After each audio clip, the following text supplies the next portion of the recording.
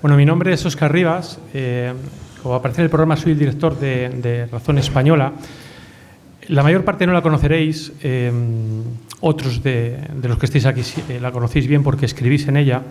Es una revista de pensamiento que tiene 40 años. Para mí, creo que compartiréis esta opinión, que una revista de pensamiento se prolongue durante 40 años, pues es un milagro.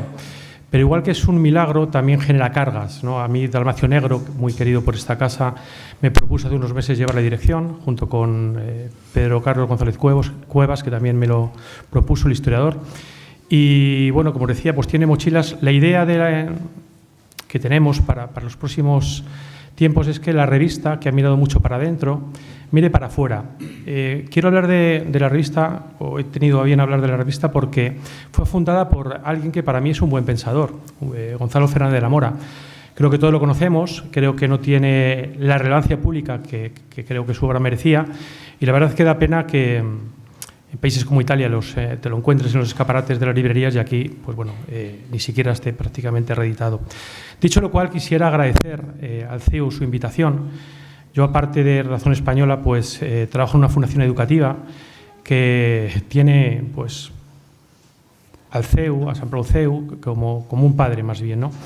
Y quisiera también elogiar la labor que está realizando CEFAS, porque tener en España, en estos momentos, un congreso como el que estamos teniendo aquí, me parece verdaderamente admirable. Bien, hablando antes con Ricardo de la Serna, que para mí es un catedrático de la moderación, me decía, lo primero que tienes que establecer son las reglas y ser explícito en el establecimiento de esas reglas. Tú lo sufriste hace no mucho, ¿verdad? Bien, pues las reglas creo que van a basarse sobre las mismas premisas que se han llevado a cabo a lo largo del día. Presentaré a los ponentes, intervendrán cada uno de ellos, se abrirá un debate y si da tiempo, que espero que sí, pues bueno, pues habrá tiempo para la intervención del público. Bien, Elio Gallego, que yo creo que todos lo conocéis, es el responsable de todo, es el director de CEU, CEFAS y del Colegio Mayor Universitario de San Pablo. Es catedrático de Teoría y Filosofía del Derecho en la Universidad San Pablo CEU. Su labor como estudioso de la filosofía política y del derecho se ha encaminado fundamentalmente a realizar una relectura y actualización del pensamiento de la tradición jurídica y política clásica general. Además de artículos y capítulos de libros, en colaboración con otros autores, ha escrito un número significativo de monografías y ensayos, entre ellos Sabiduría clásica y libertad, Common Law, El pensamiento jurídico y político de Sir Edward Coke, etc.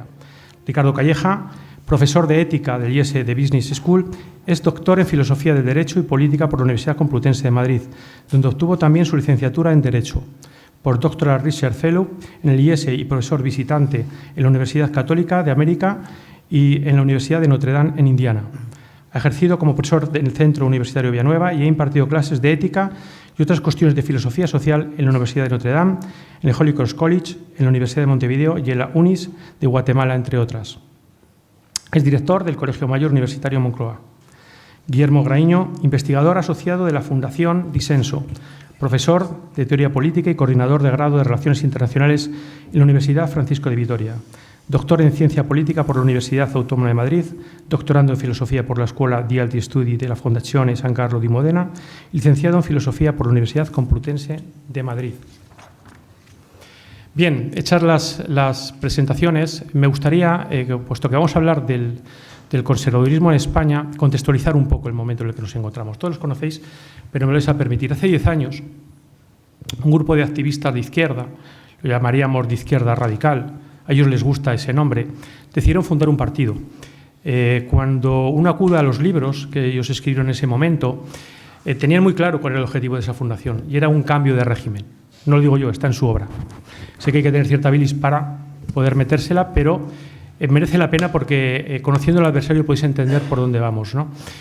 Ellos, el primer objetivo para conseguir esa meta era conseguir que sus ideas, eran conscientes de que eran testimoniales y sus ideas no eran muy populares, permearan en la sociedad. Sabía que tenían que entrar en los medios de comunicación y lo hicieron. Pero su objetivo final era conseguir que esas ideas fueran hegemónicas. Y para ello sabían que tenían que cambiar primeramente el sentido común. No el sentido común tal y como lo entendemos nosotros, sino en términos gramscianos. Para ellos el sentido común consiste en la concepción del mundo tradicional que hay que derrocar en su raíz porque de alguna manera representa una concepción burguesa. Ellos dicen que las premisas de construcción de ese sentido común son las mismas con las que se derroca a través de la cultura. Como sabéis, consiguieron una popularidad importante en los medios, una visibilidad notable. Esa visibilidad le dio también cierto éxito o bastante éxito en el ámbito político, pero igual que subieron, cayeron. Pero, sin embargo, cuando se les daba por desuciados, cuando tenían poco más de 30 diputados, ellos llegaron a un acuerdo de gobierno con un presidente que sabía que quería estar en el poder, pero no tenía una nutriente ideológica. Desde mi punto de vista, este grupo de personas, de intelectuales, sí le dieron esa nutriente ideológica, o él la vampirizó. Sea como fuere, los resultados están ahí. En muy poco tiempo, ellos han alterado las bases del Estado de Derecho, las han socavado en su raíz. Hoy podemos poner en cuestión que de un modo real exista la separación de poderes. Ya no hablan tanto de soberanía nacional como de voluntad popular, que se cifra para ellos en las luchas callejeras, tanto cuando gobiernan como cuando no gobiernan. A través del derecho, entienden que el poder es fuente de derecho, han legislado leyes ideológicas que han ido reconfigurando la sociedad a un ritmo increíble. Esto del ritmo me parece importante porque Pablo Iglesias hace muchos años le hacía una entrevista y le preguntaban por Adolfo Suárez. Él decía que no tenía gran valor Adolfo Suárez, lo consideraba un analfabeto, pero sin embargo valoraba en gran medida su capacidad para saber correr. Él así lo definía, saber correr. Corrió tanto, que cambió el régimen en tan poco tiempo que cuando los adversarios se dieron cuenta ya no había posibilidad de que esos cambios se hicieran reversibles. Paralelamente a esto que estamos diciendo, ellos han monopolizado la memoria histórica, es decir, a través de esa memoria histórica están reescribiendo el pasado y todos estos datos, de alguna manera, dan a entender que poco a poco han ido cambiando el sentido común. Lo vemos también en el socavamiento de las instituciones. Ellos hablan de resignificar las instituciones y se refieren a ese proceso como cavar trincheras. Para ellos, eso de cavar trincheras empieza por cambiar las personas que se encuentran en esas instituciones. Una vez que has cambiado a las personas, los sustituyes por agentes ideológicos. Esos agentes ideológicos hacen su misión, hacen que esas instituciones inicialmente democráticas sigan llamándose como se llamaban, pero eso es importante, que mantengan el nombre, pero el sentido lo han perdido completamente. De manera que, si nos atenemos a los hechos, vemos que en apenas un lustro han sido capaces de cambiar de raíz el sentido común tal y como nosotros lo entendemos, ¿no?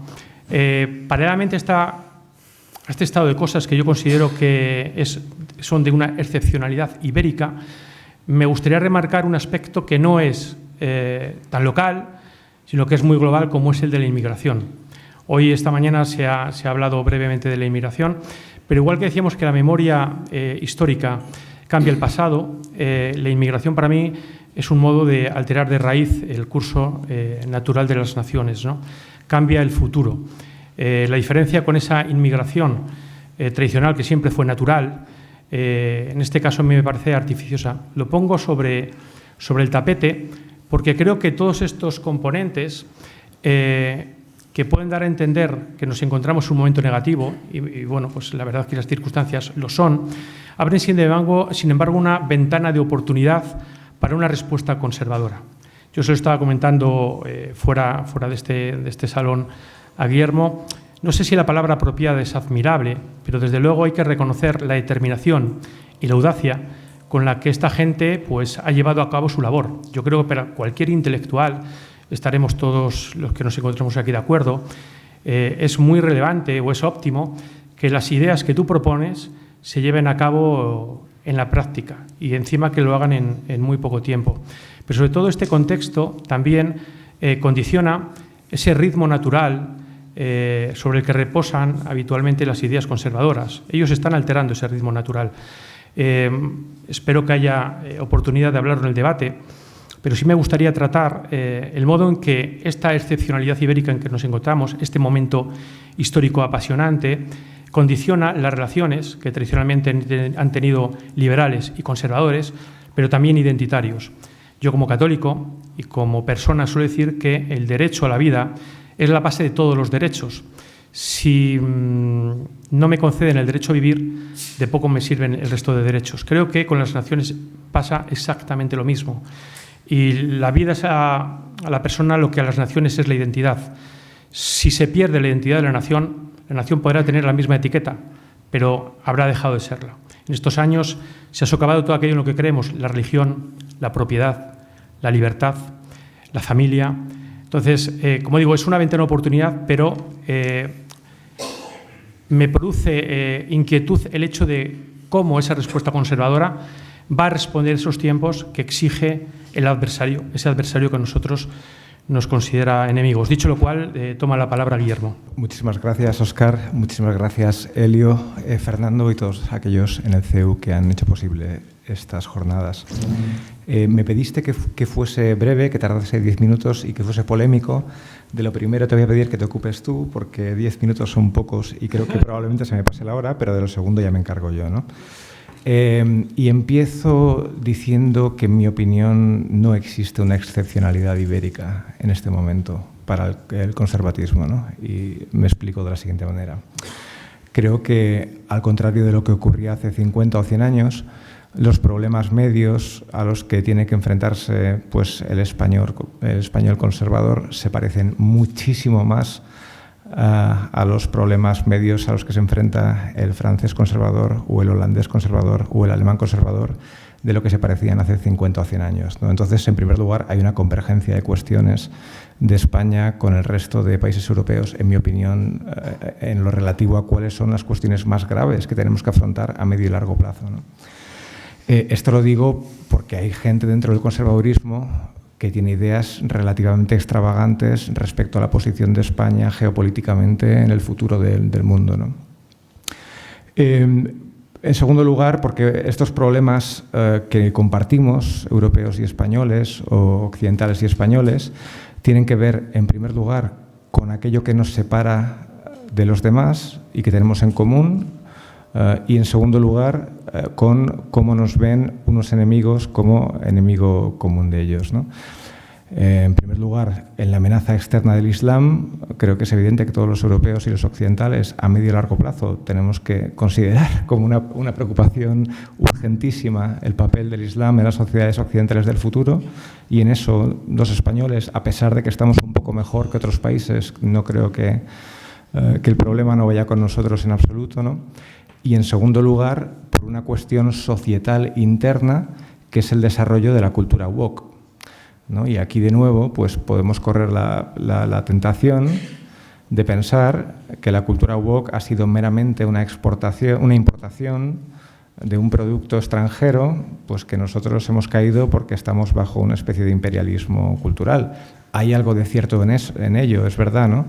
Pero creo que los españoles hemos sido alumnos aventajados en la absorción absoluta de esta nueva moda moral, ¿no? Y, de hecho, no solamente hemos sido alumnos aventajados, estamos despertando menos de lo que han despertado ya otros países, ¿no? Entonces, en ese sentido, bueno, pues mi opinión es que el conservatismo español tiene un horizonte relativamente parecido a Europa y a Occidente, pero todavía, a pesar de, bueno, pues de la calidad de algunas de sus propuestas y de sus pensadores, ¿no? Creo que todavía no ha calado socialmente lo que ha calado en otros países europeos, ¿no? Por otro lado, creo que globalmente vivimos en un momento muy dulce para los conservadores, ¿no? Y este momento es muy dulce por dos motivos distintos, ¿no? El primer motivo es porque las ideas progresistas han llegado a una especie de paroxismo final, en mi opinión, autodestructivo y completamente decadente, ¿no? Entonces, creo que hoy es más fácil, en ese sentido, ser conservador que nunca, porque todas las profecías que los conservadores habían hecho sobre la posible deriva de las ideas progresistas se ha cumplido. Y entonces es muy fácil para la gente ahora ver en qué desemboca, pues, por ejemplo, una visión progresista de la sociedad, ¿no? Entonces, en primer lugar, creo que es un momento muy dulce para los conservadores porque se pueden alinear con algo que podríamos llamar el sentido común, ¿no? Y en segundo lugar, porque a pesar de que el sentido común creo que es bastante más resistente a esta ideología de lo que cree pues la gente en general, ¿no? A pesar de eso, la opinión pública, la opinión respetable, está completamente entregada a esa causa. Y entonces el conservador se ve en una situación relativamente paradójica de ser alguien que argumenta contra el estado de cosas, contra un orden establecido, ¿no? Esto creo que es intelectualmente muy estimulante y da lugar a paradojas muy interesantes dentro del pensamiento conservador, ¿no? Pero creo que estas dos circunstancias, y con esto termino, me quedan 5 minutos, 4 minutos, ¿no? Más o menos. Vale. Creo que estas dos ventajas fundamentales del momento en el que vivimos para el conservadurismo tienen asociados dos peligros, ¿no? Que quiero sintetizar en 1 minuto cada uno, si puedo, ¿no? El primer peligro es el de pensar que toda la excepcionalidad de la historia europea y occidental ha conducido necesariamente al desarrollo de la cultura woke. Es decir, los conservadores hace 20, 30 años sentían un orgullo particular por formar parte de la tradición occidental, se enorgullecían del arte, de la ciencia, de la filosofía, de la religión, etc. Y hoy vemos que empieza a surgir la opinión dentro de los conservadores de que este excepcionalismo occidental europeo no ha sido tan positivo porque en último término ha conducido a la cultura woke, ¿no? Entonces yo creo que los conservadores en toda Europa y en todo Occidente van a tener que enfrentarse a la cuestión de si pues toda la modernidad, todo aquello que en tanto occidentales o europeos han abrazado nos iba a conducir necesariamente a este delirio que estamos viviendo, o si por el contrario se trata de una degeneración que no está necesariamente contenida en los principios que habíamos abrazado en tanto europeos y occidentales, ¿no? Esa es el primer problema que veo, ¿no? Y es la tendencia creciente que va a existir entre los conservadores a pensar que porque nos oponemos a la cultura woke nos tenemos que oponer a todo aquello que ha supuesto un cierto excepcionalismo en la historia política y social de Occidente y de Europa. El segundo problema, el segundo peligro que yo veo a este momento dulce del conservadurismo, ¿no? O del conservatismo es que cuando, al ser pues una doctrina o una perspectiva vital o una perspectiva política que ahora tiene que estar a la contra o contra la opinión predominante respetable en la opinión pública, corre siempre el peligro, como corren siempre el peligro todos aquellos que quieren oponerse a un estado de las cosas, de devenir demasiado ideológicos en su perspectiva de las fuerzas que operan en el mundo, ¿no? Y en mi opinión también ese es un peligro o una tentación que los conservadores tienen que evitar, y es que al oponerse al estado de las cosas y proponer un cambio político, asuman las formas, las maneras, la forma de pensar de las ideologías políticas, ¿no? Porque en cierto sentido me parece que el conservatismo tiene una gran ventaja sobre el resto de doctrinas políticas y es su gran respeto por la experiencia, por los hechos y por una visión de la política no particularmente, bueno, pues teórica, por así decir, ¿no? Entonces, creo en este sentido, y termino con esto, ¿no? que los problemas o los retos de los conservadores españoles son o se parecen mucho a los problemas o retos de los conservadores europeos y occidentales a medio y largo plazo. Creo que para afrontar esos retos, en primer lugar, tenemos que tener mucho cuidado de no tirar por la borda todo aquello que metamos dentro de la genealogía del ambiente moral en el que vivimos, Y, por último, no caer en una visión particularmente ideológica de la realidad social y política en la que vivimos, a pesar de que pues la contestemos y la reprobemos, ¿no?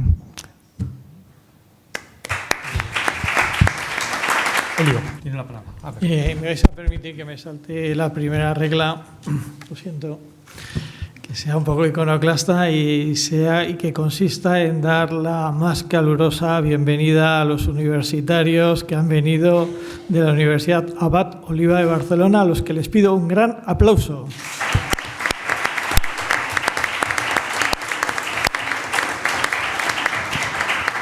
Nada menos que están intentando venir a este congreso desde ayer por la tarde, desde las 6, están en la estación de Sants. Vamos, toda una odisea que se ha prolongado, pero que como toda buena odisea siempre se llega a la patria, se llega a Ítaca. Habéis llegado al congreso y de verdad nuestra más calurosa bienvenida a todos vosotros, al profesor Aquilino Cayuela, que se ha portado como un campeón, ha demostrado su resiliencia, como se dice ahora, o su paciencia, su fortaleza, como se decía antes. Y nada, realmente sed bienvenidos y estáis en vuestra casa aquí en la Universidad San Pablo CEU, vuestra universidad hermana, y en este Colegio Mayor San Pablo, que como digo es vuestra casa. Me vais a permitir que para hablar del conservatismo, y luego, si queréis, intento justificar por qué la expresión conservatismo y no conservadurismo, porque es en la tesis, está, digamos, una tesitura. Yo creo que para explicarlo tenemos que remontarnos a 2 siglos, porque hace, digamos, a principios del XIX, teniendo en cuenta que realmente, históricamente, el siglo XIX empieza en 1789, con un hecho significativo que rompe la continuidad de la historia, más allá de todo cambio evolutivo, que, como está claro, se trata de la Revolución Francesa. La Revolución Francesa marca un antes y un después, vamos a decirlo con mayúsculas, un antes con mayúscula y un después con mayúscula. De hecho, todas las categorías que nosotros estamos utilizando como la forma más habitual en el lenguaje político, categorías tales como derecha, izquierda, liberales, conservadores, progresistas, socialistas, comunistas, todas, absolutamente todas, nacen en ese momento histórico, en las primeras décadas del siglo XIX. Por lo tanto, tenemos que poner el foco, la mirada, la atención en cómo nacen esas ideas y qué representan y qué simbolizan esos términos para designar algo nuevo. Surgen palabras nuevas cuando hay una necesidad sentida de designar algo nuevo que todavía no tiene nombre. Por lo tanto, todas estas categorías solo son entendibles si partimos del hecho de la Revolución Francesa. Y ahora vamos a ver cómo esa Revolución Francesa tiene su acontecimiento, su puesta en escena en España. Y eso ocurre en Cádiz con la Constitución de 1812. Evidentemente no vienen las ideas revolucionarias en estado puro, pero de algún modo es el eco y hay un intento de llevar el ideal revolucionario a España concretamente en las Cortes de Cádiz. A partir de ahí los españoles se dividen en 2 grandes grupos. Primer grupo, los que apoyan, digamos, la Constitución de Cádiz y toda la serie de ideas que conlleva esta Constitución. Y los que se oponen. En el primer grupo, todo el primer grupo está constituido por lo que en aquel momento empiezan ya a llamarse con categoría política los liberales, el Partido Liberal, que es el partido que se autodefinen como partidarios de la libertad frente, ya lo sabéis, los serviles, los absolutistas, etcétera, que son los otros. Y ahora viene un texto revelador de Jaime Balmes. Es decir, la lección inaugural de esta mañana, yo recomiendo a los que no habéis estado, la de Gregorio Luri, que la cuando la colguemos en la página web la visionéis, porque ha sido toda una lección de historia. Una lección de historia muy buena, absolutamente condensada, muy sintética, pero muy extraordinaria y muy rica. Y él insistía en Jaime Balmes, e insistía bien. También insistía y decía otra cosa, es que el padre del conservatismo español es Jovellanos, y es verdad, pero el heredero directo de Jovellanos a mitad del siglo XIX es Jaime Balmes. Pues bien, decía Jaime Balmes, el Partido Liberal, a grosso modo, que es el que apoya la España nueva, las ideas nuevas que se reflejan en la Constitución de Cádiz, nace como un partido único, unitario. Pero rápidamente, sobre todo cuando en sus momentos de poder, pero ya en su despliegue histórico en las primeras décadas del siglo XIX, se va a dividir, atención, en 3 partidos y en 3 corrientes de opinión, que se van a ir denominando más o menos con nombres diversos, aunque no muy diversos. Primera facción del Partido Liberal van a ser los revolucionarios, el partido que se considera a sí mismo como revolucionario y que guarda las esencias de la revolución. Segundo partido que nace del Partido Liberal originario, el Partido Progresista, que ya en los años 30, de siempre del siglo XIX, se va a constituir como partido político, como partido progresista. Y aquí digo que hasta donde yo sé, es el primer partido que se llama a sí mismo Partido Progresista en Occidente. Es decir, no solo España habría dado en este sentido la idea del liberal y liberalismo con su significación política, más allá de la vieja, la clásica virtud liberal, como equivalente a magnanimidad o generosidad, sino que también es el primer país, hasta donde yo sé, que se constituye un partido progresista. Pero hay un tercer partido que nace de ese originario partido liberal, dice Balmes, que es el partido moderado. Por lo tanto, del primer liberalismo nace un partido radical, revolucionario. Este partido, todos lo podemos asociar muy fácilmente, ahora en términos incluso de siglo XX y siglo XXI, vamos a llamar extrema izquierda. Nace un partido progresista, vamos a decir, izquierda. Por ejemplo, nuestro Partido Socialista, en la misma medida en que ha abandonado el obrerismo, queda como partido progresista sin más. Y luego un partido de centro o partido moderado. Yo creo que también todos podemos identificar el partido de centro o partido moderado que nace de ese primer partido liberal revolucionario. Bueno, no me voy a detener en el partido revolucionario al que hacía alusión Óscar Rivas, porque bueno, hoy se puede llamar Podemos o Sumar o Partido Comunista, Izquierda Unida, da igual, son los revolucionarios, en estado puro, radicales, extrema izquierda. Sobre el Partido Progresista, o se puede llamar hoy socialista, o podría llamarse de 1000 maneras, se ha quedado como Partido Socialista. ¿Dónde surge la dificultad para nosotros? Surge, entiendo yo, en el Partido Moderado. Partido Moderado que tiene sus orígenes, como digo, en el doceañismo, ¿no? El partido de centro. Y Balmes se encontró exactamente con la misma perplejidad que yo creo que la mayoría de nosotros nos podemos encontrar hoy. ¿Cuál es la perplejidad? La perplejidad con la que se encuentra Balmes es que vamos a decir, la masa social que se identifica y que sigue al partido moderado no es esencialmente distinta de los que son contrarios a la revolución. En aquel momento los carlistas o simplemente monárquicos tradicionales. Hay un cierto trasfondo compartido. Pero, en cambio, la cúpula dirigente del Partido Moderado es muy consciente de su origen, digamos, de su filiación y de su matriz doceañista y, por tanto, revolucionaria, liberal revolucionaria.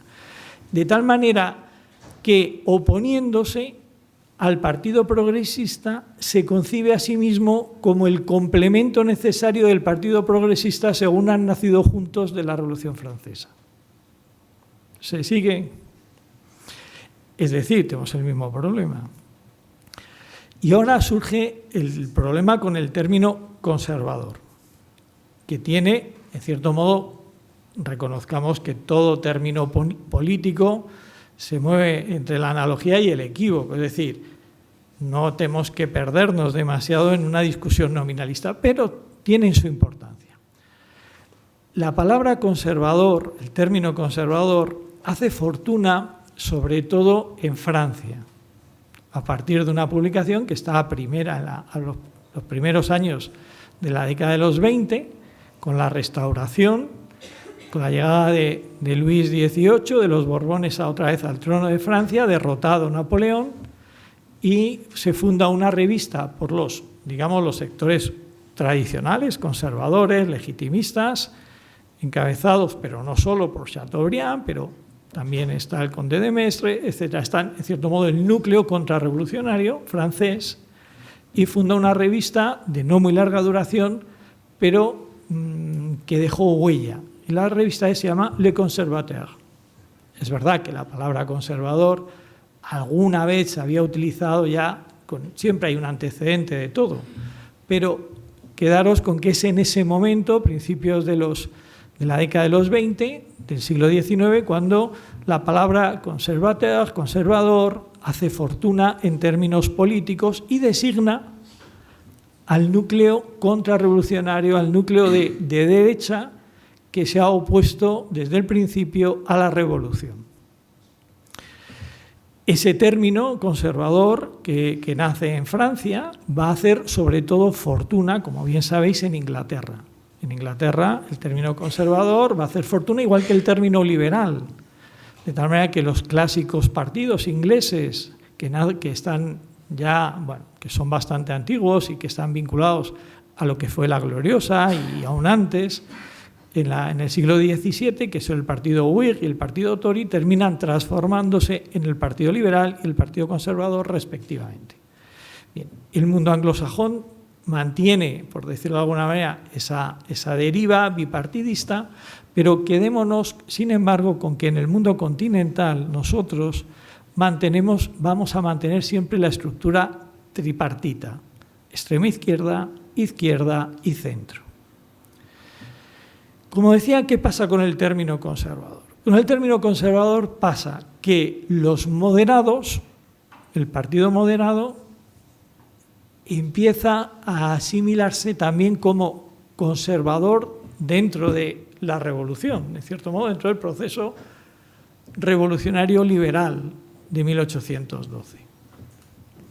El propio Balmes, que asimismo puede en un momento dado llamarse a sí mismo conservador, es del grupo, no es carlista, pero es, digamos, por decirlo de alguna manera, pertenece al conservatismo contrarrevolucionario. Él no duda en llamar también como conservadores al partido moderado. De hecho, como comentaba Gregorio Luri esta mañana, el gran intento de Balmes era fundar un gran partido monárquico, católico conservador, con la parte más sana del partido moderado y con la parte más sana del carlismo. Ese proyecto fracasa históricamente, pero es el gran intento de Balmes. En parte, nuestra situación es parecida. ¿En qué sentido? En que nos encontramos con que hay una base del Partido Popular que en gran medida podríamos decir son conservadores. Y estamos los que, por decirlo de alguna manera, o significan un sector de la derecha que no se siente solidario de ese, digamos, y que es más, de un modo consciente, se sabe alternativa y opuesta a lo que fue la Revolución Francesa. En este sentido, abro un paréntesis. Pensar políticamente hoy sigue siendo pensar políticamente sobre la Revolución. Es decir, la Revolución Francesa ha abierto una época que es una época revolucionaria, que es nuestra época. Y por lo tanto tenemos que seguir pensando con estas categorías, porque vivimos bajo el signo de la revolución. Si no viviéramos bajo el signo de la revolución, no entenderíamos todo lo que estamos viviendo, como no entenderíamos que todavía no podamos prescindir de aquellas categorías políticas que surgieron con la Revolución Francesa. Por lo tanto, seguimos bajo el signo, el sello de la Revolución Francesa, no está superada, es una época no clausurada. Evidentemente, la época como hecho histórico tuvo un momento, tuvo unos años, pero, como digo, abrió un momento histórico que es el nuestro. ¿Qué toca, por lo tanto, en este momento a los que podemos pensar que somos conservadores y que, de algún modo, hay ese equívoco y esa confusión respecto de somos conservadores contrarrevolucionarios o somos conservadores, simplemente conservadores del statu quo, en cierto modo del proceso que siempre va a protagonizar, digamos, la izquierda y la extrema izquierda? Esto explica también muchas políticas, evidentemente, del Partido Popular. El Partido Popular, en cierto modo, en la medida que quiere ser el centro, quiere ocupar esta matriz ideológica que tiene su origen en la Revolución Francesa.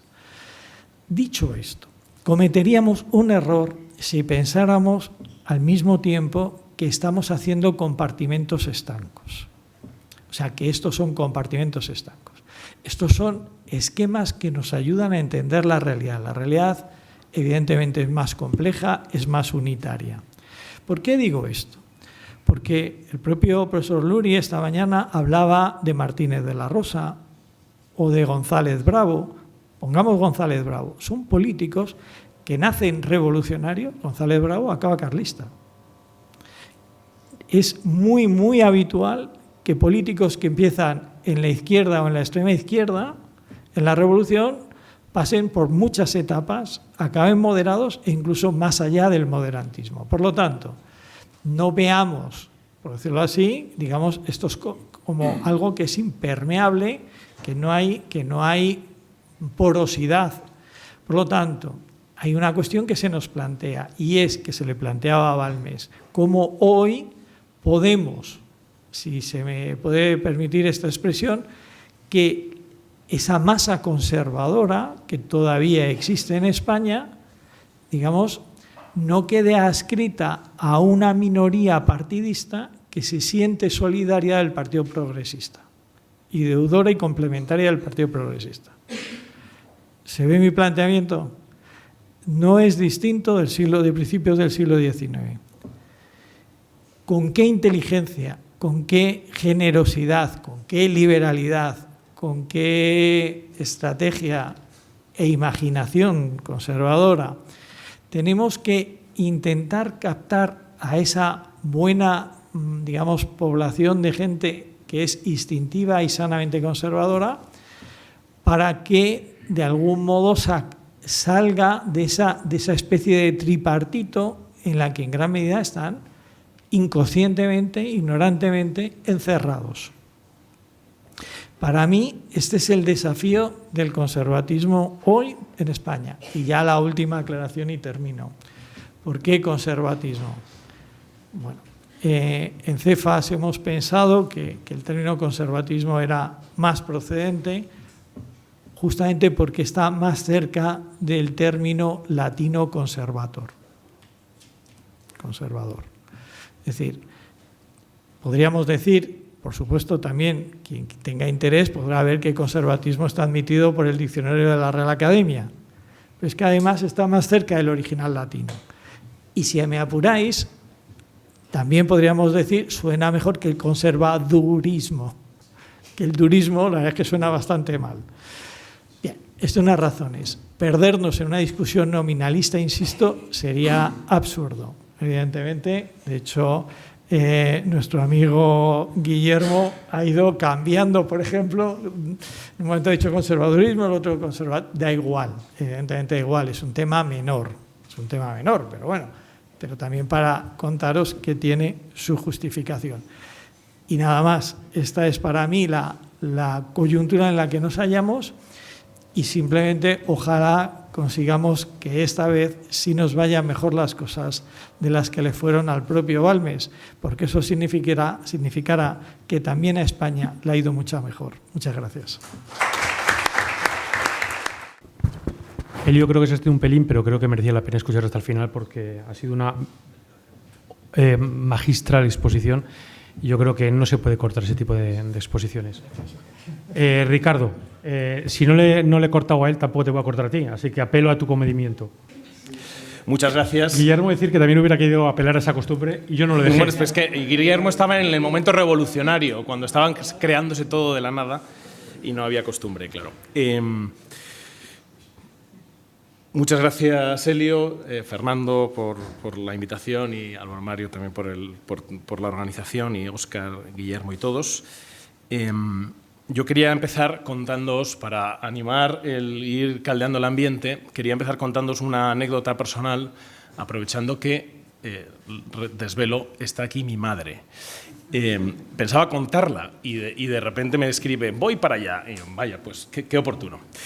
Y después de contar la anécdota, os voy a hacer una encuesta con la intención, bueno, con la sospecha de que así conseguiremos dividir al auditorio. Bien, que es lo que querías, ¿no, Óscar? Para que luego... Bien. La anécdota es que cuando mi madre estaba embarazada de mí, estábamos en el proceso constituyente en España.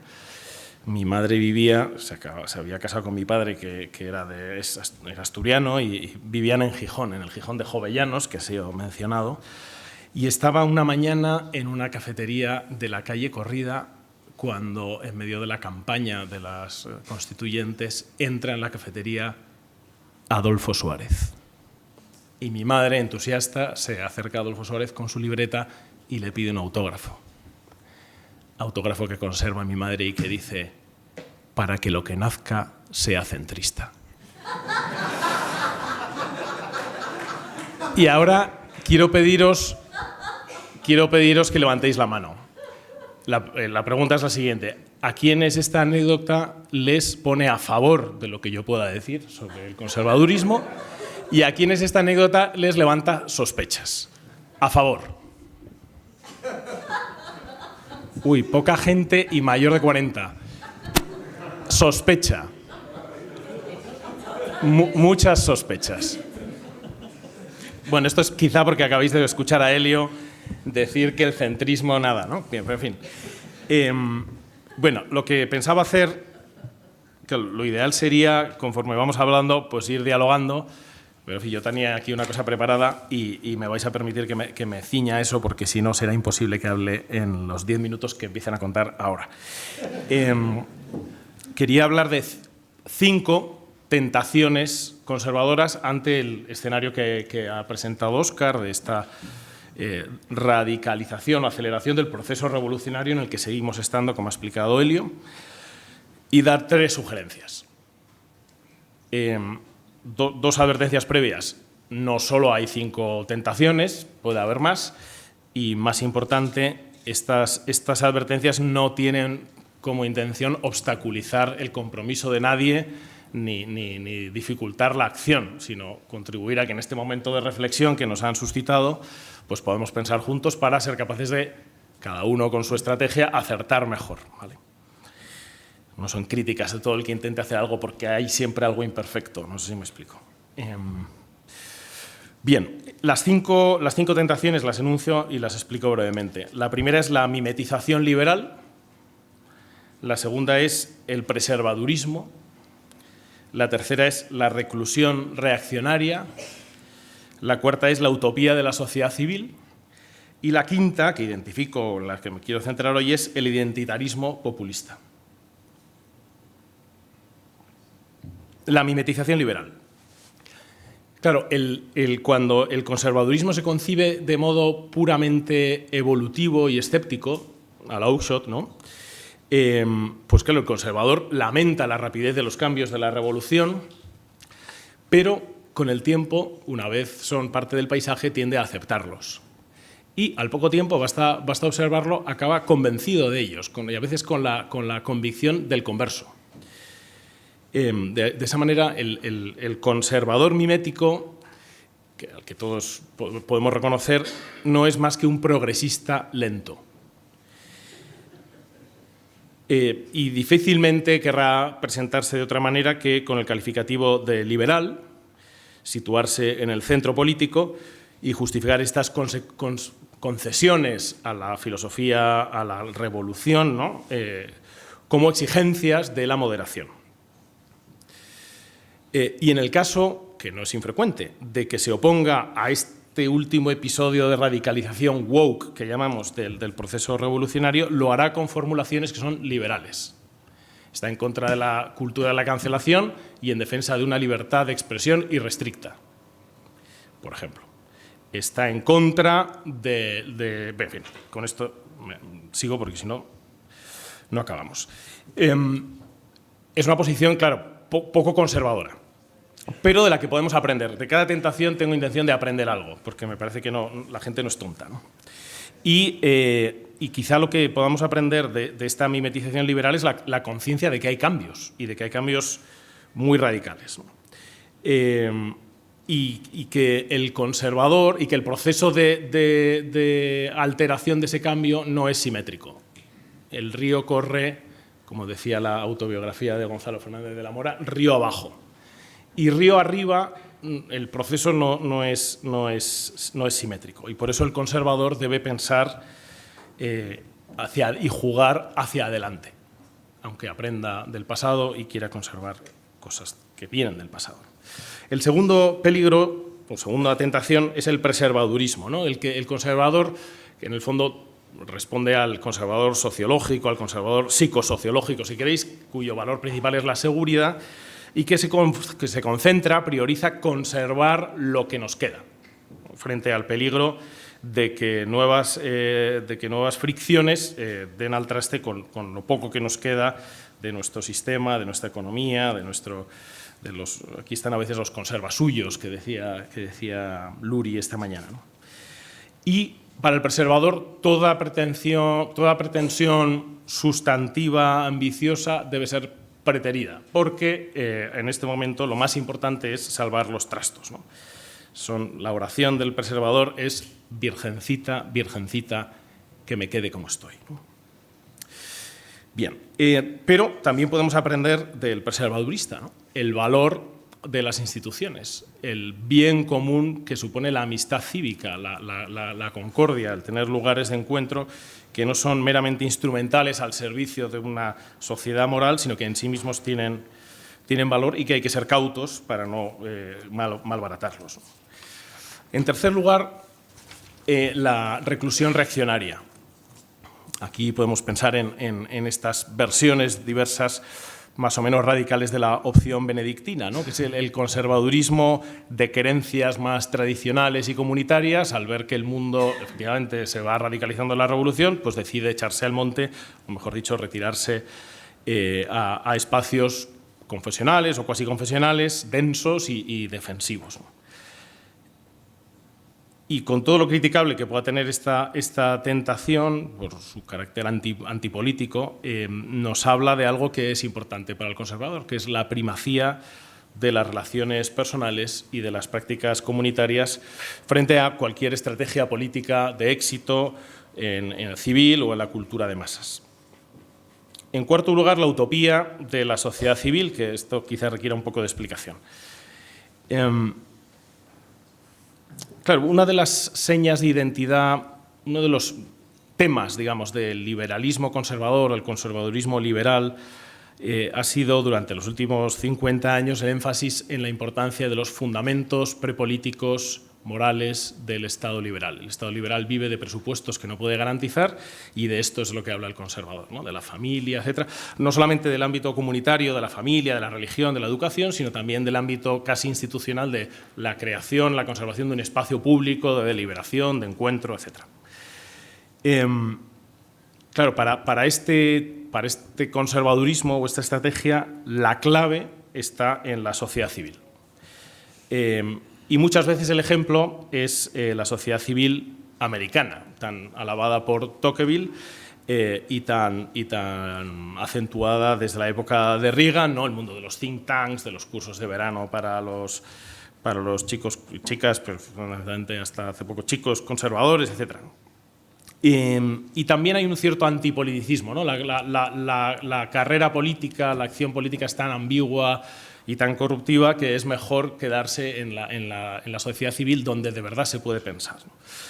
Digo que es una tentación porque, primero, por esta renuncia a la política y al uso del poder para contribuir al bien común, pero también es una tentación porque a veces se confunde la generación de cultura con el intelectualismo de unas élites. Y hoy hemos oído hablar mucho de cómo el conservadurismo habla de la sabiduría del pueblo, de lo cotidiano y no solamente de las elaboraciones de unos chicos con becas que viajan por el mundo y hablan de autores, ¿no? Y lo he calificado de utopía porque, aunque esto es necesario y posible, y personalmente me he implicado en muchas iniciativas de este estilo, es bastante improbable, para los que tengáis experiencia, que en el mundo de la sociedad civil se pueda pensar con rigor y libertad. Eso siempre es difícil. Y no hay un entorno institucional. El más parecido al sitio donde se puede pensar con rigor y libertad se llama universidad. No se llama think tank, ni se llama curso de no sé qué. Es un sitio donde uno es catedrático y a nadie le puede echar, aunque ahora también te pueden echar si es catedrático, y puedes pensar y decir y hablar, ¿no? Pero, en fin, incluso ahí es difícil. Lo cual, y esto es importante, no disminuye, y este es el aprendizaje, la importancia de las instituciones intermedias, del diálogo sosegado, transversal, de evitar caer en las trincheras ideológicas que cavan alrededor de sus centros de poder los partidos, ¿no? Y, por último, el identitarismo populista, que frente a estas últimas tentaciones sí que asume una tarea política y que lo hace pues, de un modo que rompe con los códigos de esa moderación y de la participación en el sistema, cosa de la que tampoco se le puede, digamos, acusar con demasiada incisividad porque no se sabe.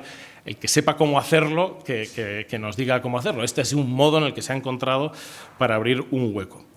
Y que bueno, pues toca estas reservas de conservadurismo sociológico popular, a las que hablaba también Elio, ¿no? Y nos previene frente a las élites, etc., ¿no? Frente a la primacía de la respetabilidad típica del preservadurismo.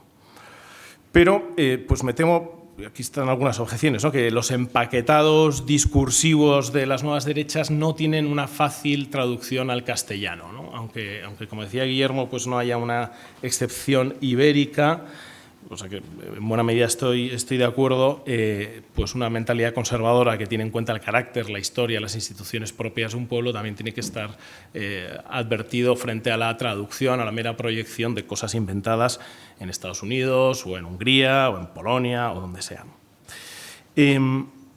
Algunas inconvenientes pues, nos hacen ver también que esto puede, la dimensión que esto tiene de tentación, ¿no?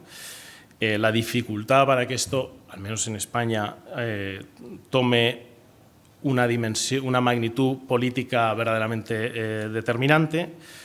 Esa fricción entre el estilo abrasivo del identitarismo populista y el talante pues, propio del conservador conversador y del católico compasivo. La tensión entre el centralismo jacobino y el sentido de la subsidiariedad, la descentralización, la importancia de lo local, esas tensiones que hay entre el conservadurismo urbanita, que tiende a ser liberal, y los estratos más populares y rurales, que hacen que en economía pues, la cosa no acabe de cuajar en un discurso coherente. Bien. Pero, como digo, pues también he señalado ahí algunas lecciones que son importantes de este identitarismo populista, ¿no? Entre otras, quiero centrarme en que el conservadurismo, como decía Luri esta mañana, con lo que estoy plenamente de acuerdo, debe ser social, no libertario, ¿no?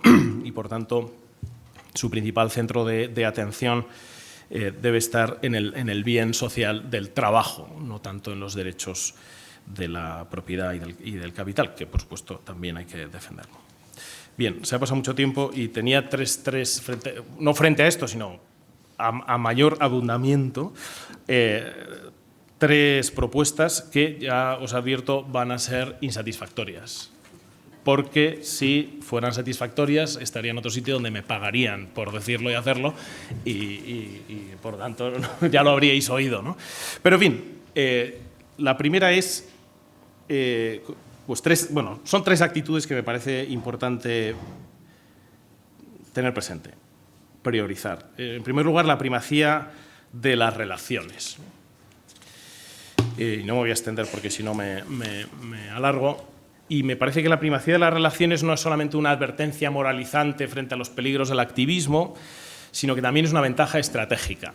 El mejor modo de hacer conservadores es hacerse amigo de otra persona. El mejor modo en el que la gente se vuelve conservadora es cuando se casa y tiene hijos, ¿no? Entonces, no porque va a un curso de verano, no porque se ha leído a Hayek, o si es que Hayek es conservador, perdonad, a Burke. Bien.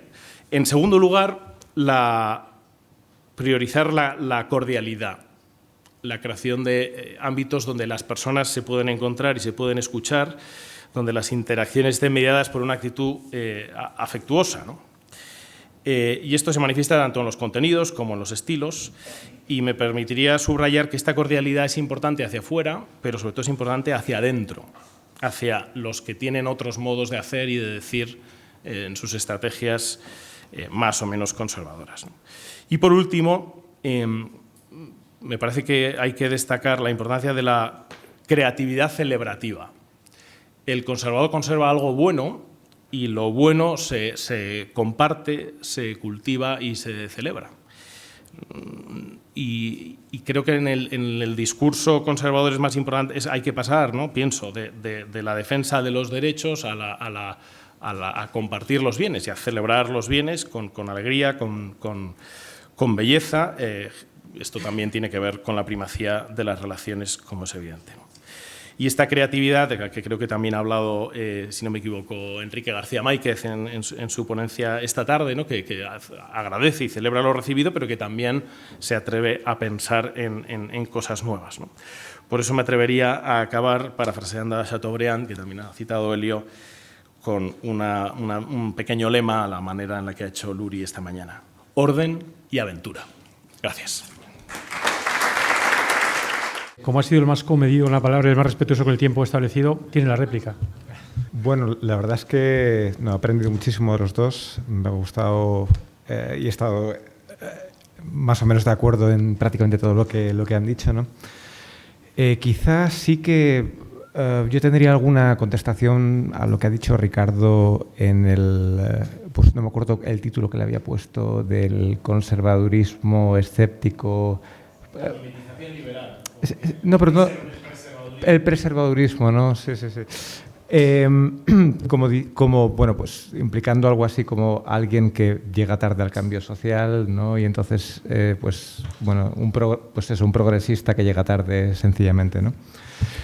Pero claro, yo aquí estaría de acuerdo con que los conservadores acepten que existe un cambio social no inducido políticamente y contra el cual no se debe ir o se debe dirigir en las medidas de las posibilidades y no de una forma utópica, ¿no? Entonces, es compatible ser conservador aceptando la constatación de Tocqueville de que las sociedades van a ser más igualitarias y que ese tsunami no nos lo quita nadie de encima, ¿no? Entonces, parte de este conservadurismo preservatista, ¿no? Que me ha gustado mucho la forma en la que lo has llamado, ¿no? Creo que tiene menos de cáscara vacía y sí de una teoría propia de la historia de lo que, bueno, pues implicabas en lo que decías, ¿no? Y esto me lleva también a, bueno, pues, ¿cómo decir? Hacer también una defensa de que el cambio histórico, y esto es algo que a lo mejor los conservadores un poco más ideológicos les puede chirriar o pueden estar en contra, ¿no? Pero yo creo que es fundamental, para no tener una visión muy ideológica de la realidad, como decía, distinguir aquello que proviene de una agencia política deliberada y dirigida y de aquello que es sencillamente, pues, un cambio socioeconómico, moral, que no podemos evitar sencillamente o que podemos controlar con muchísima dificultad. Y pensar lo contrario no sería ser conservadores, porque el ser conservador implica una idea sobre la relación de las ideas con la sociedad o una visión de cómo el cambio exógeno de la sociedad en las sociedades es improbable o catastrófico en cualquier caso, ¿no? Entonces, en mi opinión, está más cerca de un conservadurismo verdadero aquel que intenta, bueno, pues limitar precisamente los daños de los cambios históricos, pero tiene una visión realista respecto a a las mareas que se mueven de fondo en la historia y contra las cuales pues creo que solamente podemos navegar más o menos, ¿no? A mí, una expresión que alguna vez he usado que es la de conservadurismo metafísico frente al puramente evolutivo, ¿no? Me parece que permite superar el planteamiento meramente evolutivo, tranquilizador de los cambios, pero que a la postre los acepta, porque claro, el problema es que una vez los cambios hayan sido hechos por quien hayan sido hechos, una vez los cambios han sucedido, y esas son las reglas de juego, ¿no? Y en cierto sentido la revolución como acción política que radicaliza una tendencia que, como tú dices, esta tendencia a la igualdad que en nuestra cultura occidental pues es como una especie de algo que está en nuestro ADN, ¿no? Sin embargo, yo creo que el conservadurismo debe ser metafísico en el sentido de que sea capaz de ver cosas, de ver instituciones, relaciones, orden social que aunque no se pueda restaurar en el sentido estricto, jugando hacia adelante hay que seguir protegiendo, el matrimonio, la familia. Y también el conservador metafísico, digamos que debe ser capaz también de ver las revoluciones pendientes, que debe hacer como evoluciones, ¿no? Como diría Balmes, porque entiende que el papel del poder político y de la estabilidad social es importante, pero que no puede ver de modo puramente negativo, como decías antes, ¿no? Pues ya, sí, sé dónde está. Un segundo. Ya está. Bueno, no sé, a lo mejor estamos totalmente de acuerdo. ¿Veis? Es que este es el problema de estas mesas redondas. Y os aseguro es casi que mejor hablar poco tiempo y que parezca que hay desacuerdo sí. a que vayamos hablando y pues, al final… Intenté evitar esto, de verdad. Elio, a mí me ha interesado mucho lo que has comentado de ese proceso revolucionario que se abrió hace 2 siglos y que todavía no se ha cerrado. No se cierra porque ellos están en la revolución permanente. Es decir, ¿hay alguna manera, cuanto menos, de contener esa revolución, ese proceso? Porque la sensación que uno tiene es que ese conservatismo va poco a poco matizando no sus principios, pero el modo en que defiende sus principios, va cediendo, va concediendo y al final ellos siguen avanzando. Es la sensación que uno tiene en el presente. Es decir, ¿cómo crees que se puede cerrar ese proceso revolucionario? Espera.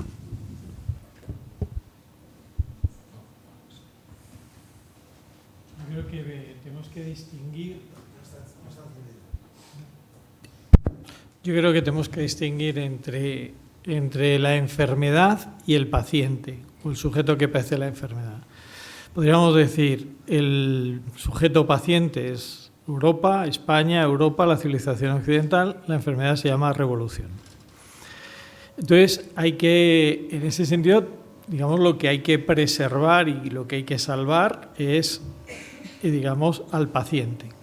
Pero dicho lo cual, como es una enfermedad que en parte es autoprovocada, y eso no lo podemos olvidar, también hay una aventura epocal por parte de ese sujeto histórico que llamamos civilización occidental, en la cual yo creo que ese sujeto histórico está llamado a vivir y a consumar el proceso revolucionario. Y que hasta que no apure y consuma el proceso revolucionario, esperemos que no fallezca ese sujeto histórico llamado civilización occidental, no va a acabar el proceso. A mí me gusta poner una imagen evangélica, que es la del hijo pródigo. Es como Podríamos pensar en Europa como el hijo pródigo que le pide la herencia a la madre, en este caso, la Iglesia, o como queramos llamarlo, a la cristiandad, le pide la herencia para hacer su propio itinerario, su propio uso y disfrute de la libertad, ya independizado, emancipada de las viejas autoridades paternas, patriarcales.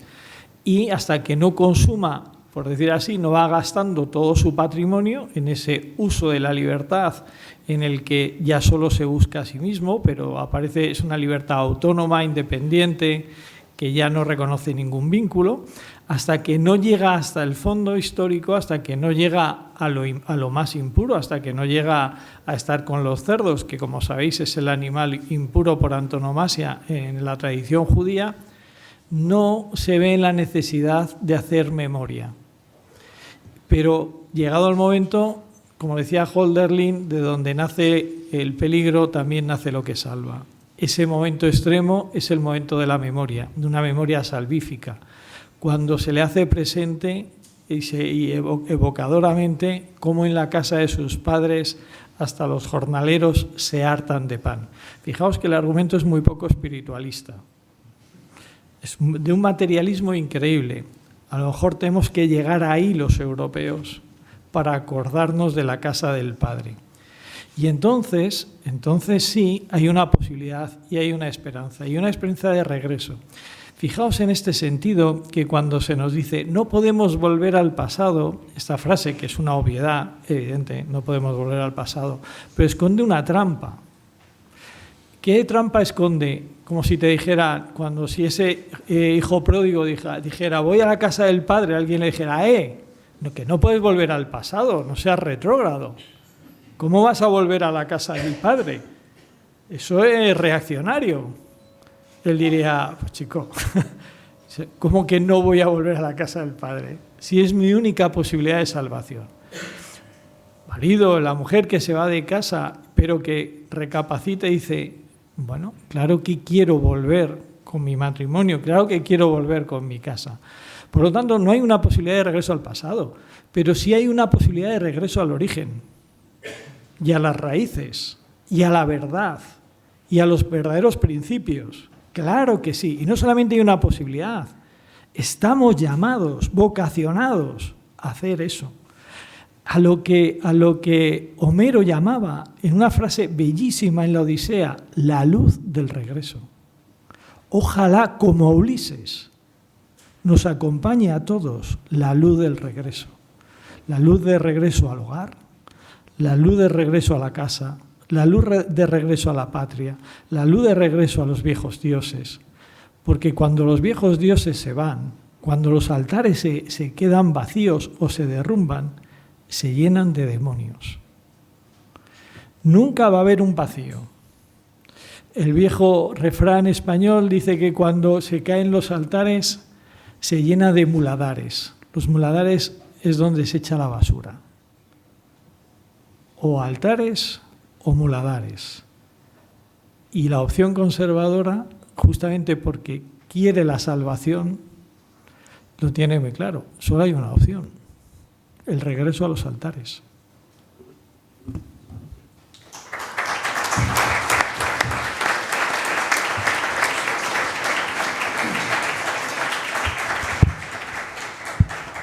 Bueno, sin caer en el nominalismo al que se refería antes Elio, es decir, presenciamos en España como las izquierdas, que antes se jactaban de serlo, cada vez se refugian más en el término progresista, el término progresismo. Lo vemos que todos los partidos lo hacen, incluso un PNV que no es sospechoso de ser progresista, también se define como progresista.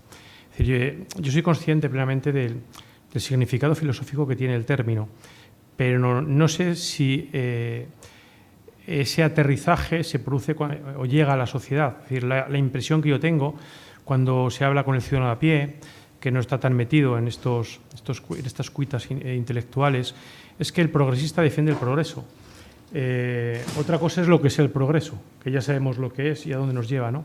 Mientras que el conservador, incluso te metes en la RAE y lo ves, es decir, ¿qué defiende, no? La izquierda dice que defiende pues, los privilegios, pero ¿Tiene algo que defender ahora mismo el conservador?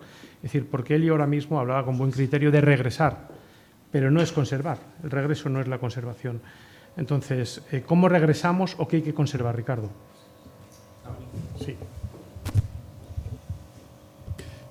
Pues, claro, aquí hay es un debate típico, yo creo que Enrique se queja, ¿no?, de la gente que dice que ya no queda nada que conservar, ¿no?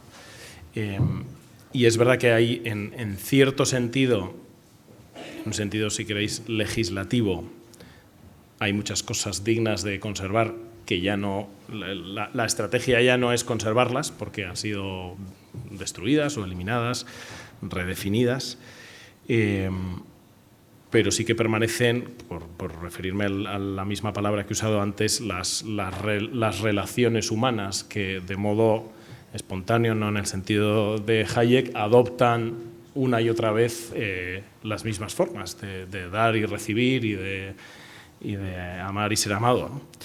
Y en ese sentido, esto es lo que hay que... Esto tiene mucho que ver, claro, aquí estamos... Me vas a perdonar que conecte con una cosa que pensaba mientras hablabais. He hablado yo de metafísica, Elio ha hablado de altares, y en lo que he dicho estaba también la advertencia de, ojo, no se puede renunciar a la política. O sea, no, en el discurso esto que hay que conservar, yo me puedo ir inclinando hacia hay que conservar las relaciones, entonces tenemos que irnos ahí a hacer barbacoa y merienda cena juntos, la familia, tal, y eso creo que es lo principal. La vida de cada uno y como estrategia de un movimiento conservador si lo hubiera.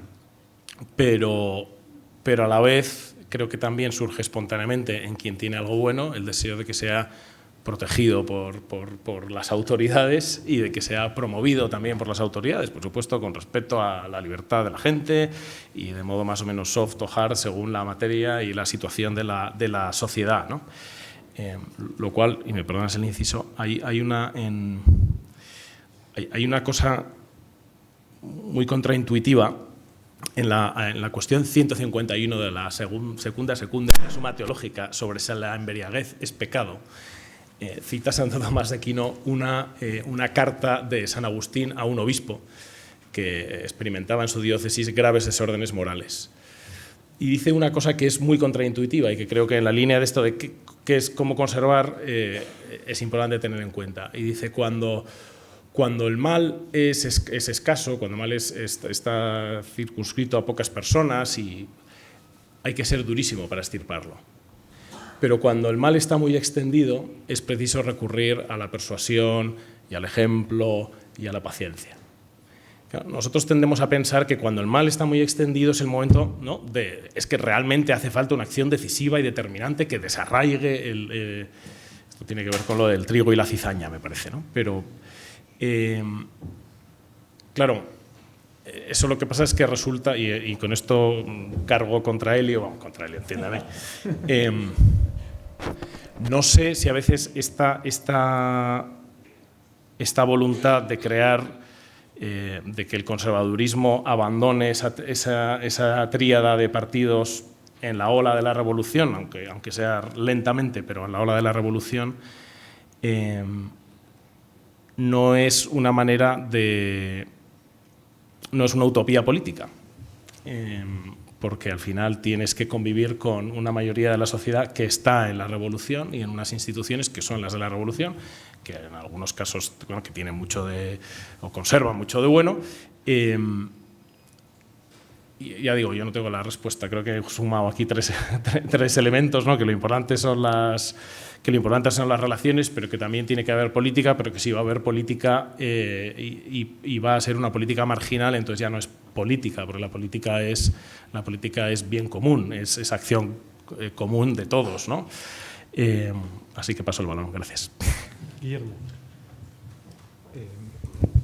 Bueno, en la misma línea, ¿no?, me gustaría aprovechar para preguntar a Elliot también, ¿no?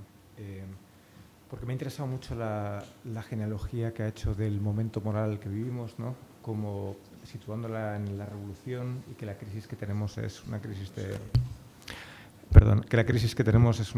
de revolución y situando en la Revolución Francesa el origen, ¿no? Y digo que me ha interesado particularmente porque, bueno, pues un poco a lo mejor la visión más común es desvincular el progreso político de la igualdad política y de pues el código, la expansión del código napoleónico y lo que sea, con otro proceso moral que es más o menos paralelo, pero que no coincide del todo con este proceso político, pues que es un proceso de llegar al relativismo moral en el siglo XIX y que en el siglo XX produzca, pues, bueno, de la mano de Marcuse o de la Escuela de Frankfurt o de quien sea, pues los resultados que hemos visto, ¿no? Entonces, me gustaría preguntarte, Elio, si consideras entonces que este segundo proceso que yo he pintado como relativamente paralelo pero separado al primero, ¿tú lo consideras que está dentro del proceso político revolucionario, sin ninguna duda, digamos? Vale. No sé si el moderador me va a dar tiempo para explicar esto que hace. 3 minutos te da tiempo. Joder. 4 minutos tiramos. Bueno, lo intento así porque eso sería una pena que no pudiera participar los miembros del Congreso. Cuando imaginamos que estamos en 1780, Francia 1780, la mayoría, casi todos los espíritus entienden que la monarquía absoluta está tocando a su fin, que adolece de gravísimos defectos y que urge una reforma política, incluso una reforma política radical, que la situación no se sostiene. Esto lo ve todos, casi todos, menos aquellos que tienen intereses creados, obviamente que van a defenderlos, van a negar la mayor, o aquellos que también con cierta prudencia dicen, bueno, puede ser así, concibo en el diagnóstico teórico, pero me temo muy mucho que si metemos la piqueta no salga un arreglo, una reparación del edificio, sino que se derrumbe y nos pilla a todos debajo. Bueno, no era mala observación. Pero vayamos al campo reformista. Digamos, y ahora el campo reformista, aquellos que dicen, mira, hay que arriesgar y hay que reformar el antiguo régimen, este edificio que no se sostiene y que se cae, se viene abajo, está hueco, está lleno de fisuras, etc. Aquí los reformistas se van a dividir en dos, y esto es muy importante. Aquellos reformistas que que están inspirados por el orgullo y la vanidad, como plantea Edmund Burke, y aquellos reformistas que son piadosos, que están guiados por la virtud romana y cristiana de la pietas, que quieren hacer las reformas desde un amor, desde un reconocimiento, desde una posición agradecida a todo el legado de los mayores y de los antepasados como un bien precioso que hay que conservar, mejorar, cuidar y transmitir a la siguiente generación. Es esta actitud, el desde dónde queremos hacer los cambios, desde dónde queremos ampliar la libertad, desde dónde queremos garantizar los derechos, desde dónde queremos construir el bien común, si desde el orgullo y la vanidad de creernos que somos como la última pesicola del desierto, más sabio que todos nuestros antepasados, que no tenemos que aprender nada de la tradición, o como hombres humildes, sencillos, piadosos, que privilegian la experiencia sobre el experimento, que parten de un agradecimiento y que saben que toda reforma la tienen que hacer con cuidado, la tienen que hacer con mesura y sobre todo con muchísimo amor. Por lo tanto, no es cambio sí, cambio no, porque decía Edmund Burke, la ley del cambio es la ley más inexorable de la vida. La vida es cambiante. No es cambio sí o cambio no, sino desde dónde vivimos y experimentamos y avanzamos en los cambios.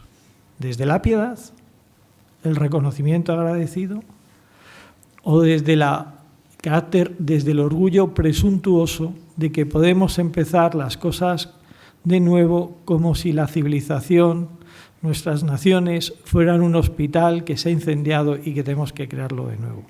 Esta es la gran bifurcación de los espíritus que se encontraron en la modernidad.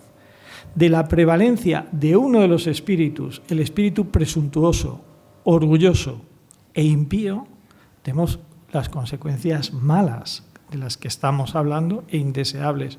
No en lo que tanto tienen de cambio, sino justamente en la dirección e intencionalidad con que han producido y provocado esos cambios. Bien, pues muchas gracias. ¿Ahora? Sí, bien, muchas gracias, Helio, por la brevedad. Abrimos ya paso a la intervención del público. Venga, primero, segundo, tercero. Venga, primero. Micrófono. Bueno, sí, yo creo que va. ¿Escuchéis ahí al final? Sí, sí. No, decía, puedo hablar alto, se me pone pie porque no veis más. Digo, decía que de la interesantísima mesa redonda, de esta confluencia que ha ido surgiendo entre Ricardo y Guillermo, me ha parecido percibir algo que, digamos, a mí, digamos, inicialmente, vitalmente, no me acababa de sonar bien, que era una especie de nuevo variante de conservatismo, sería un conservatismo fatalista, en el sentido de que hay cosas de la revolución que ya han venido, que han llegado, que es un tsunami que decía Guillermo, y ante lo cual lo que hay que hacer es resignarse ante la fatalidad.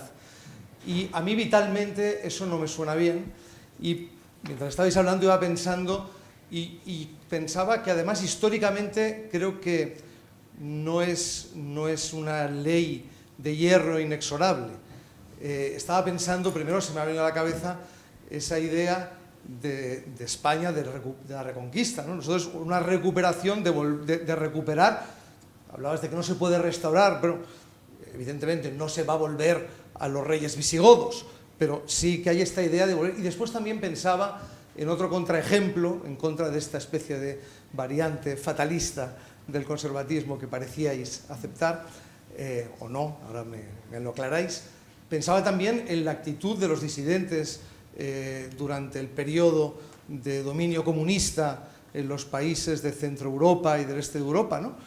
Que podían también haber dicho, bueno, esto es un tsunami, viene así. Yo de hecho, como todavía los que tenemos ya poco pelo y ganas nos acordamos de cuando veíamos el bloque soviético, el bloque comunista como algo, digamos, que no podía caer, que era muy sólido, que era, digamos, incluso lo que iba a avanzar y parecía que podía incluso avanzar en la Europa occidental, con esa actitud, pues habrían digamos, aceptado, se habrían resignado y no habrían hecho todo lo que hicieron, que creo que fue pues muy ejemplar toda la labor de los disidentes. Entonces me gustaría que me explicaseis si realmente mi percepción es que defendíais esto o mi percepción es errónea. Os ruego brevedad en las respuestas para que podamos tener más preguntas. Sí, no, yo personalmente no abogo en ningún caso por el fatalismo en situaciones del tipo, ¿no? En absoluto. Los ejemplos que usted ha puesto son ejemplos de dominio político que pueden ser subvertidos en una batalla, en un cambio de poder de manos, etcétera, ¿no? Yo creo que yo y Tocqueville estamos hablando de cambios sociales y morales de medio y largo plazo. No exactamente de acontecimientos políticos en los que un poder es depuesto por otro, etcétera, que eso sí que puede producir cambios dramáticos, ¿no? Cuando hablamos de cambios sociales y morales de las sociedades, creo que no estamos tan sujetos al impacto de un acontecimiento, de un evento pues, tan dramático, ¿no? Y entonces, bueno, pues yo en ese sentido, resignación ninguna, ¿no? Lo que sí que creo es que para intervenir en la realidad sociopolítica, lo primero que hay que hacer es conocer las leyes fundamentales del cambio y de la permanencia sociopolítica, ¿no? Porque uno no puede hacer un experimento en física sin las leyes de la física, ¿no? Entonces, sencillamente, sí, gracias. Coincido con lo que dice Guillermo, de que creo que son enemigos distintos, que lo que aquí se habla es de un elemento interno de la cultura occidental, que es la libertad como autonomía, la libertad como emancipación, quizá lo podemos cifrar ahí como el núcleo de la revolución, aunque luego, evidentemente, históricamente esto tiene muchos matices.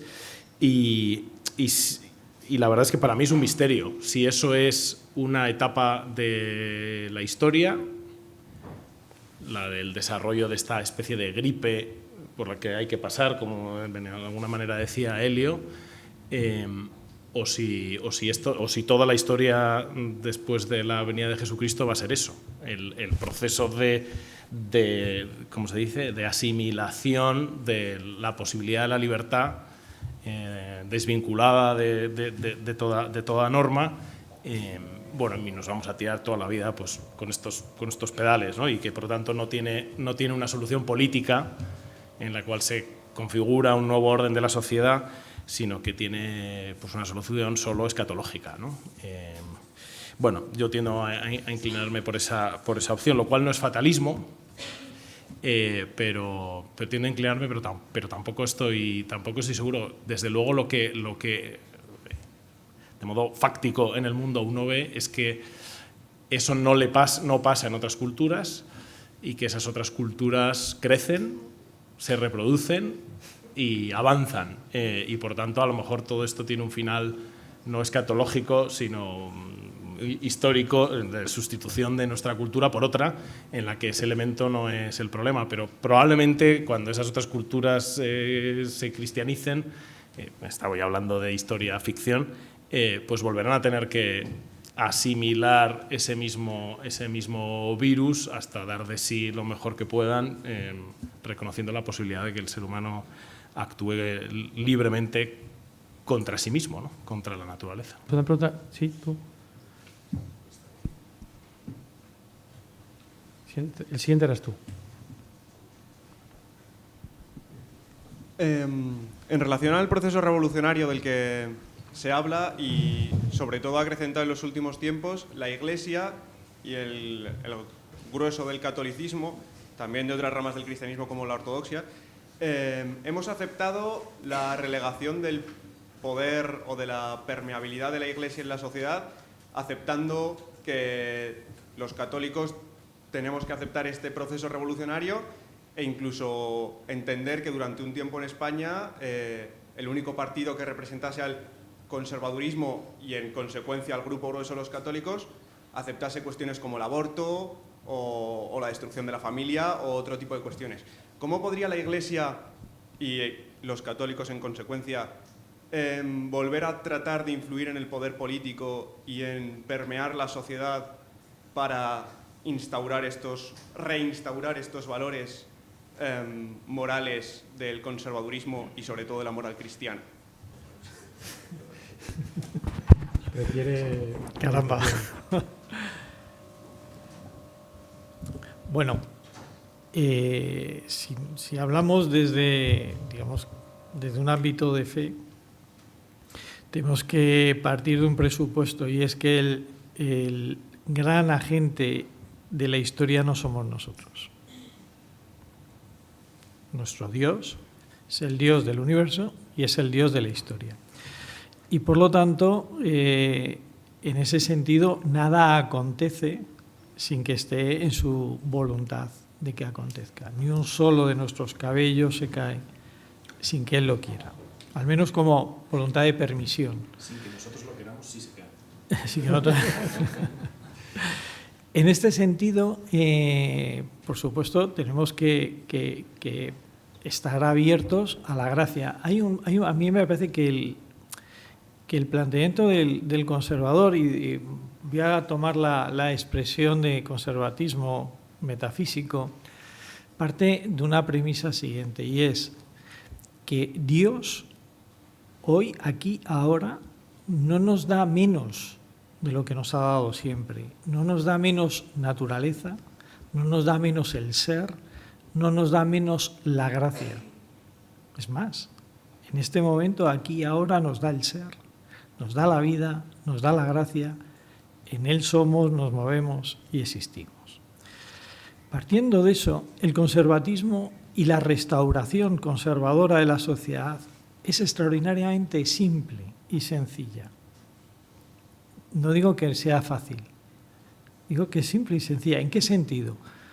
Si nosotros estamos abiertos a la gracia, todo se restaura, todo se reordena. Si nosotros, por utilizar una expresión metafísica, estuviéramos abiertos al ser, no habría nada más sencillo que construir la civilización cristiana, la civilización del amor. como queramos llamarlo. Es extraordinariamente sencillo porque el Señor no deja de actuar, no labora menos ahora que hace 100, 200, 500, ¿no? Tengamos siempre presente, y sería bueno volver a utilizar el lenguaje de 2023, año de gracia de nuestro Señor Jesucristo. Año de gracia. Estamos en época de gracia, no de desgracia. La desgracia es no volvernos a la gracia. Pero este es el presupuesto teológico metafísico del que tenemos que partir, del que tendríamos que partir todos los días cuando nos despertamos, cuando nos abruma nuestras incapacidades, el límite de la existencia, de nuestra propia finitud, de nuestros defectos.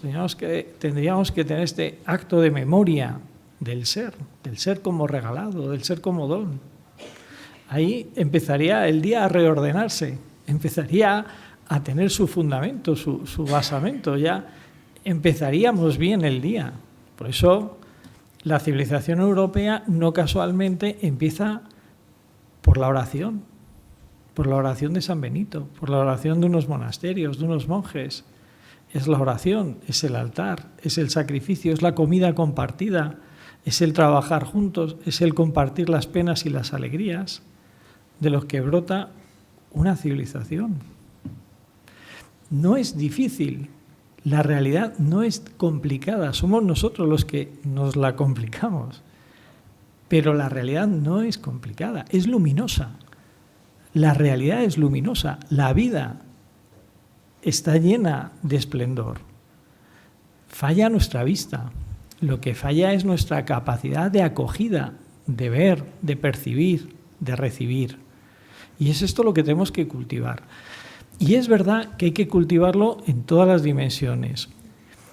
Por ejemplo, y es una idea muy personal, pero yo no creo en estado confesional sí, estado confesional no. Yo creo en pueblos, sociedades abiertas a la trascendencia, abiertas a Dios, abiertas a la gracia, y sociedades cerradas. Nunca una sociedad va a ser completamente abierta, pues sería el cielo, ni completamente cerrada, porque sería el infierno. Siempre nos vamos a mover en el medio, pero está en nosotros empujar cada día con nuestra propia conversión y nuestro propio estar juntos hacia la apertura de la sociedad hacia Dios y el bien, y hacia los trascendentales del ser, la verdad, la belleza, el dejarnos inundar por el bien, por lo bello, por lo verdadero. Y esto no es tan complicado. O sea, a esto estamos llamados. Y además, y con esto acabo ya, Óscar. Si me está requiriendo Fernando, queda una última pregunta que me concedes, ¿verdad? Y esto es una acción superpolítica. Superpolítica. ¿En qué sentido superpolítica? En el sentido de que, por un lado, está más allá de lo político, pero también en el sentido de que es intensivamente política, radicalmente política, como ninguna otra acción lo puede ser. Yo creo que es importante que en la medida en que hay un fondo religioso en todos nosotros, esto lo tengamos claro. De cierto modo, la Eucaristía es superpolítica. La oración, los laudes de la mañana, es superpolítica en este doble sentido de la palabra, de por encima, pero intensivamente transformadora, constructora del orden social. Muy bien, pues última pregunta, como decía, por aquí. Ahí lo tienes. Bueno, muchísimas gracias. Bueno. Sí, va. Vale. Yo voy a ser más breve. Guillermo ha mencionado como dos fuerzas perniciosas, digamos, una externa y otra interna, que habrían sido el islamismo y la ideología woke. Creo que no. Y parece que estas, en ocasiones, sobre todo dentro de nuestros países, pues colaboran, o tácitamente, digamos. Sin embargo, esto es extremadamente contradictorio en muchos sentidos, y además esta semana se ha visto un poco cómo pues, en Estados Unidos muchas personas, entre ellas judías, que son, digamos, el grupo demográfico más progresista de Estados Unidos, han visto horrorizados los apoyos a Hamas, este tipo de cosas. ¿Creéis que esta pinza va a acabar por romperse y qué efectos podría tener? ¿Aquí tienes la pregunta? Solo da para uno. Guillermo, por ejemplo. Bueno, yo creo que es una pinza que tienes toda la razón, pero sencillamente unida por los adversarios comunes que tienen, que es todo lo que ellos consideran normativo, ¿no? Pues el hombre blanco occidental, etcétera, ¿no? Pero es una alianza o una corriente de al menos simpatía ideológica provisional, en mi opinión, condenada a autodestruirse de la manera más espectacular, ¿no? Y yo creo que solamente es cuestión de tiempo encontrar los límites ya de la tolerancia a la contradicción humana, ¿no? Estamos muy cerca de encontrarlos, en mi opinión. Yo creo que con esto terminamos. Gracias a los ponentes. Creo que ha sido un debate apasionante. Gracias a todos vosotros por vuestra presencia aquí. Y recordaros que mañana esto sigue, a las 10 de la mañana nos emplazamos. Y nada, muchísimas gracias por todo.